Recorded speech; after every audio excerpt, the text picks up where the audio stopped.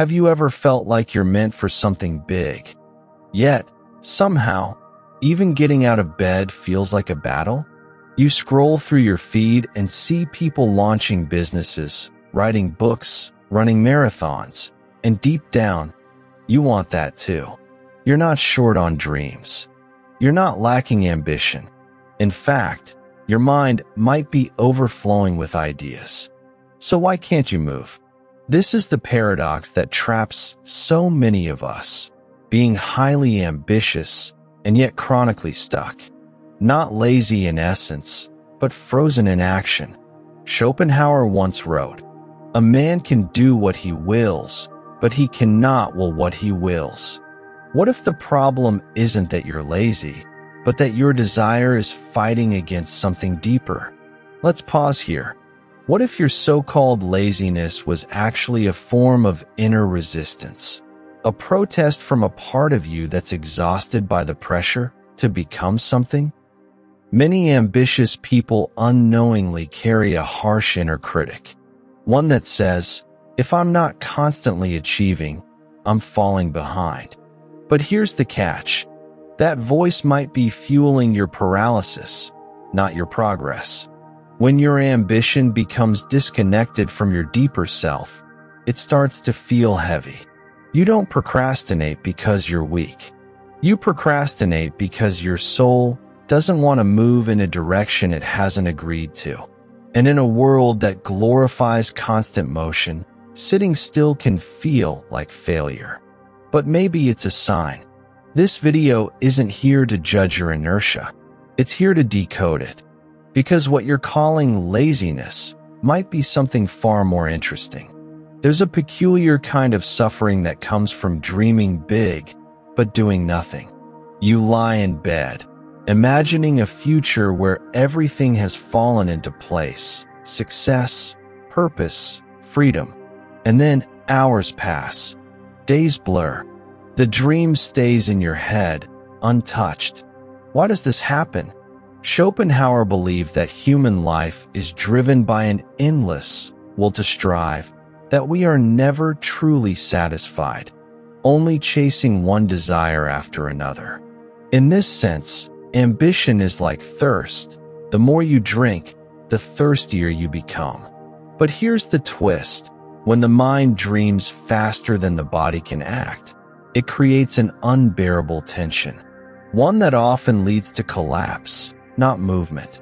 This is where many ambitious people get trapped, in a loop of wanting intensely and doing very little. And it hurts, because you know what you're capable of. But the more you imagine what should be, the heavier what is starts to feel. Let's bring it closer to home. You open a blank document to write your book. 10 minutes pass. You're already on Instagram. You want to start a side project, but you've spent 3 hours watching productivity videos without producing anything. This isn't just distraction, it's avoidance. And often, what we're really avoiding is disappointment. The fear that the thing we create won't match the thing we imagine. Here's a question. Is your laziness protecting you from the grief of falling short? Jung once said, "People will do anything, no matter how absurd, to avoid facing their own soul." And sometimes, that absurd thing is doing nothing at all. So what if laziness isn't the problem?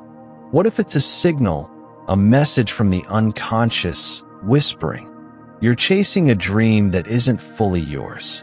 Carl Jung introduced the concept of the shadow, the parts of ourselves we repress, deny, or avoid. And ambition, for all its light and drive, casts a long shadow. You see, in a culture obsessed with productivity, we often build a persona, a public self, that looks like this: focused, disciplined, motivated. But beneath that mask might live someone tired, unsure, even terrified of not being enough. That fear doesn't vanish. It hides. And over time, it becomes the inner voice that whispers, "Why bother? You'll mess it up anyway." This voice is subtle. It doesn't scream. It drains. It convinces you to scroll instead of create, to tidy your room instead of start that business, to wait for the perfect moment, one that never arrives. Here's a difficult question. Could it be that your ambition is rooted in proving your worth, not expressing your truth? Because when we chase goals that are built to impress others or silence our insecurities, the soul resists. Not because it's lazy, but because it knows the price of betraying yourself is too high. And this is where the shadow speaks. I'm not here to ruin your plans.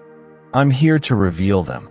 When you make space to meet this inner conflict, not judge it, not fix it, just witness it, something shifts. You stop running, and you start listening. Now that we've uncovered the inner resistance, how do we move through it? The answer isn't hustle. It's ritual. Most people wait for motivation to strike, like lightning. But motivation is unreliable.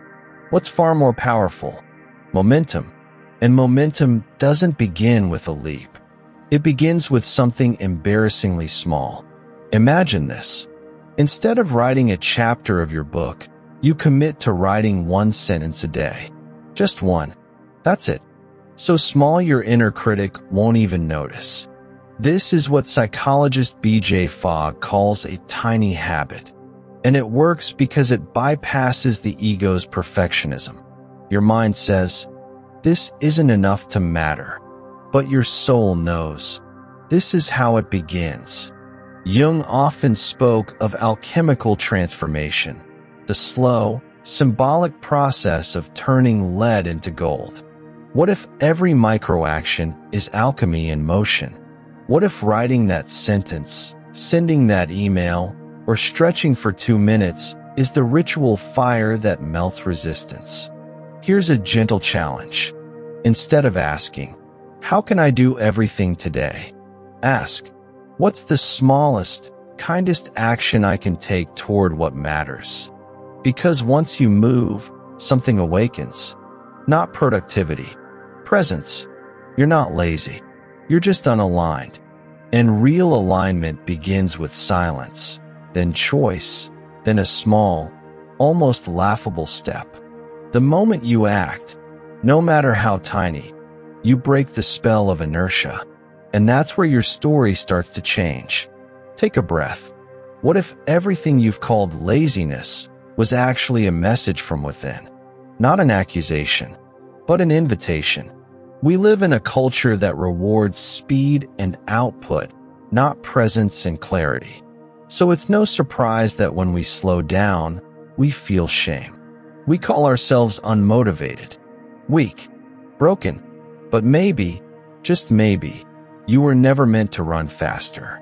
Maybe you were meant to pause long enough to hear what your inner world is trying to say.